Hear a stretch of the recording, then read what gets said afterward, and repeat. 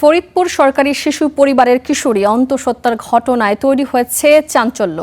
ধর্ষণ মামলায় গ্রেফতার একজনকে কারাগারে পাঠানো হয়েছে।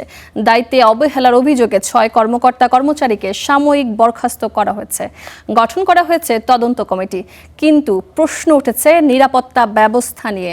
আরও জানাচ্ছেন আরিফুজ্জামান হিমন। বৃষ্টিস্নাত ফরিদপুর সরকারি শিশু বালিকা পরিবার, যেখানে আশ্রয় অসহায় এতিমদের। তাদের মধ্যে এক কিশোরীর অন্তঃসত্ত্বার ঘটনায় তৈরি হয়েছে চাঞ্চল্য।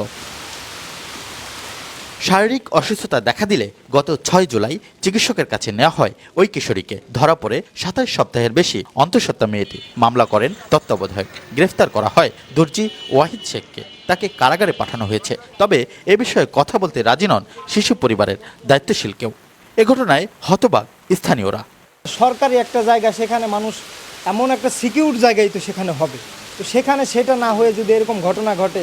একটা বাচ্চা 14 বছর বয়সী একটা শিশু, যে কিনা 7 মাস যাবৎ অন্তঃসত্ত্বা, সেই খবর আমরা 7 মাস পরে জানবো, এটা কেন হবে? ঘটনার পর শিশু পরিবারের নিরাপত্তার ব্যবস্থা নিয়েও উঠেছে প্রশ্ন। তো ওই কিশোরী স্কুলে আসা যাওয়ার পথে আসামি ওয়াহিদ শেখ তাকে চকলেট কেনার প্রলোভন দেখিয়ে চকলেট দিয়ে তাকে দর্শন করে। দর্শনের ফলশ্রুতিতে সে অন্তঃসত্ত্বা হয়ে যায়, যার আনুমানিক বয়স 6 মাসের অন্তঃসত্ত্বা হয়ে যায়। তো উক্ত অভিযোগের ভিত্তিতে আমরা মামলা রুজু করি এবং ওই আসামিকে গ্রেপ্তার করে বিজ্ঞ আদালতে সুপর্দ করি। যদিও কর্মচারীরা দাবি করেন নিরাপত্তা জোরদারি আছে। 2জন খালাম্মা নিয়োগ দেওয়া আছে, ওরা প্রতি রাত্রে থাকে এবং সারাদিন যেটা দেখাশোনার যে দায়িত্ব আছে ওরা ওইটা দেখাশোনা করে।